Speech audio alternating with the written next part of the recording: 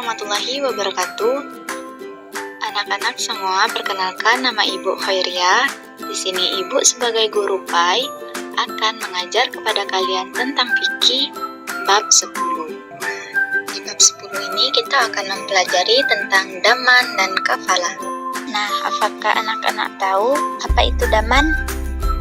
Daman adalah suatu ikrar atau lafaz yang disampaikan berupa perkataan atau perbuatan untuk menjamin pelunasan hutang seseorang. Nah, dengan demikian, kewajiban membayar hutang atau tanggungan itu berpindah dari orang yang berhutang kepada orang yang menjamin pelunasan hutangnya. Selanjutnya di sini kita akan mempelajari tentang dasar hukum daman. Daman hukumnya boleh dan sah dalam arti diperbolehkan oleh syariat Islam selama tidak menyangkut kewajiban yang berkaitan dengan hak-hak Allah. Firman Allah Subhanahu wa taala dalam Quran surah Yusuf ayat 72 yang artinya, penyeru-penyeru itu berkata, kami kehilangan piala raja dan barang siapa yang dapat mengembalikan akan memperoleh bahan makanan atau seberat beban unta dan akan menjamin terhadapnya. Sabda Rasulullah Shallallahu Alaihi Wasallam, penghutang hendaklah mengembalikan pinjamannya dan penjamin hendaklah membayar. Hadis riwayat Abu Dawud dan Tirmizi. Sabda Rasulullah Shallallahu Alaihi Wasallam, sesungguhnya ada jenazah yang dibawa ke hadapan Nabi Shallallahu Alaihi Wasallam. Lalu para sahabat berkata, ya Rasulullah, kami mohon jenazah ini diselamatkan. Tanya Nabi, adakah harta pusaka yang ditinggalkan? Jawab sahabat, tidak. Lalu Nabi tanya lagi, apakah ia punya hutang? Jawab sahabat, punya, ada 3 dinar. Kemudian Nabi bersabda, solatkan temanmu itu. Lantas Abu Qatadah radhiyallahu an berkata, ya Rasulullah, solatkanlah ia dan saya yang menjamin hutangnya. Kemudian Nabi SAW mensolatkannya. Hadis riwayat Bukhari. Kemudian kita akan mempelajari tentang syarat dan rukun daman.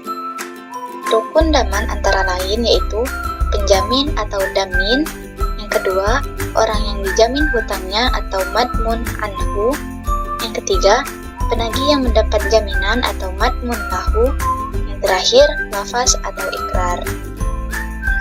Adapun syarat daman ada 4. Yang pertama syarat penjamin, yang kedua syarat orang yang dijamin, yang ketiga syarat orang-orang yang menagih hutang, dan yang keempat syarat harta yang dijamin, yang kelima syarat lafaz atau ikrar. Yang pertama syarat penjamin. Syarat penjamin ada 5. Yang pertama dewasa atau baligh, yang kedua berakal atau tidak gila atau waras, yang ketiga atas kemampuan sendiri atau tidak terpaksa, yang keempat orang yang diperbolehkan membelanjakan harta, kelima, mengetahui jumlah atau kadar hutang yang dijamin. Nah, berikutnya yaitu syarat orang yang dijamin. Syarat orang yang dijamin yaitu orang yang berdasarkan hukum diperbolehkan untuk membelanjakan harta. Yang ketiga yaitu syarat orang yang menagih hutang. Nah, syarat orang yang menagih hutang yakni dia diketahui keberadaannya oleh orang yang menjamin. Nah, yang keempat syarat harta yang dijamin antara lain pertama diketahui jumlahnya, yang kedua diketahui ukurannya, yang ketiga diketahui kadarnya, yang keempat diketahui keadaannya, dan yang kelima diketahui waktu jatuh tempo pembayarannya. Yang terakhir yaitu syarat lafaz.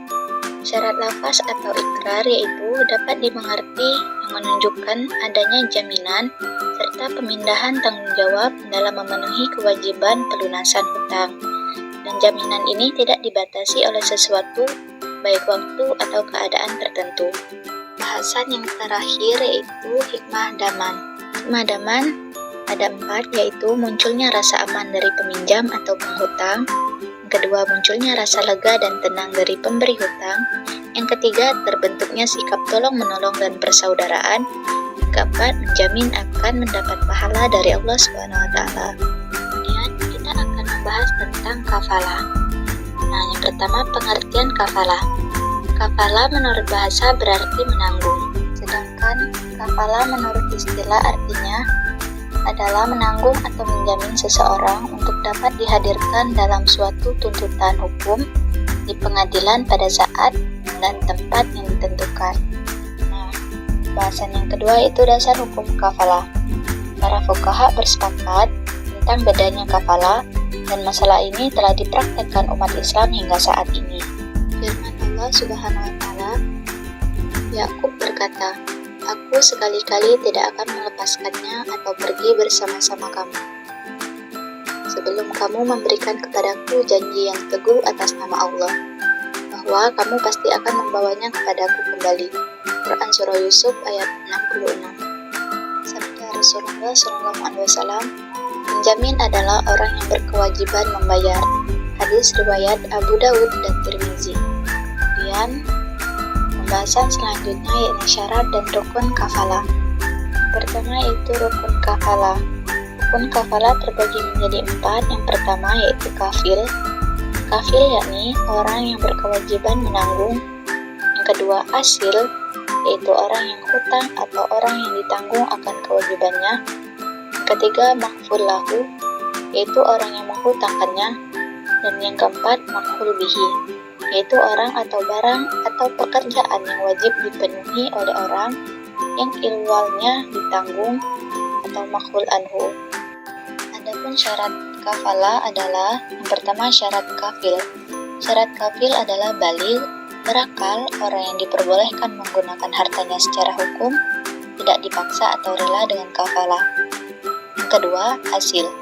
Asil tidak disyaratkan, yaitu baligh, berakal, kehadiran, dan kerelaannya, tetapi siapa saja datang ditanggung atau dijamin oleh kafil. Yang ketiga yaitu makful lahu. Disyaratkan dikenal oleh kafil atau orang yang menjamin. Yang terakhir yaitu makful bihi. Disyaratkan diketahui jenis, jumlah, kadar, atau pekerjaan, atau segala sesuatu yang menjadi hal yang ditanggung atau dijamin. Menurut mazhab Hanafi dan sebagian pengikut mazhab Hambali, bahwa kafalah boleh bersifat tanjiz, ta'liq, dan boleh juga taukid. Namun, mazhab Syafi'i tidak membolehkan adanya kafalah ta'liq. Kafalah tanjiz adalah menanggung sesuatu yang dijelaskan keadaannya seperti ucapan si kafil, "Aku menjamin si Anu sekarang." Kafalah ta'liq adalah kafalah atau menjamin seseorang yang dikaitkan dengan sesuatu keadaan bila terjadi. Misal perkataan si kafil, "Aku akan menjamin hutang-hutangmu bila hari ini tidak turun hujan." Maksudnya, bila hujan tidak turun, aku jamin hutang-hutangmu. Namun, bila turun aku tidak jadi menjamin. Sedangkan kafalah taukid adalah kafalah untuk menjamin terhadap sesuatu tanggungan yang dikuatkan oleh suatu keadaan tertentu, atau dipastikan dengan sungguh-sungguh bahwa dia betul-betul akan menjamin dari suatu tanggungan itu.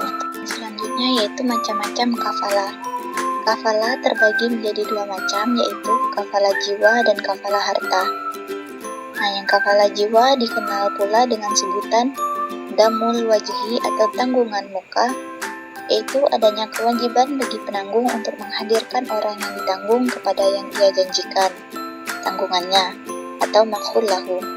Sedangkan kafalah harta adalah kewajiban yang harus dipenuhi kafil dalam memenuhi berupa harta.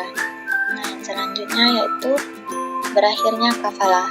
Kafalah akan berakhir apabila kewajiban dari penanggung sudah dilaksanakan dengan baik, atau si makful lahu membatalkan akad kafalah karena merelakannya. Nah, yang terakhir yaitu hikmah kafalah. Adapun hikmah yang dapat diambil dari kafalah adalah sebagai berikut. Yang pertama, adanya unsur tolong-menolong antara sesama manusia. Yang kedua, orang yang dijamin atau ashil terhindar dari perasaan malu dan tercela. Yang ketiga, makful lahu akan terhindar dari unsur penipuan. Yang terakhir, kafil akan mendapatkan pahala dari Allah Subhanahu wa Ta'ala karena telah menolong orang yang lain. Hanya itu yang dapat Ibu sampaikan. Kurang dan lebihnya Ibu mohon maaf. Kepada Allah kita sama-sama mohon ampun. Wassalamualaikum warahmatullahi wabarakatuh.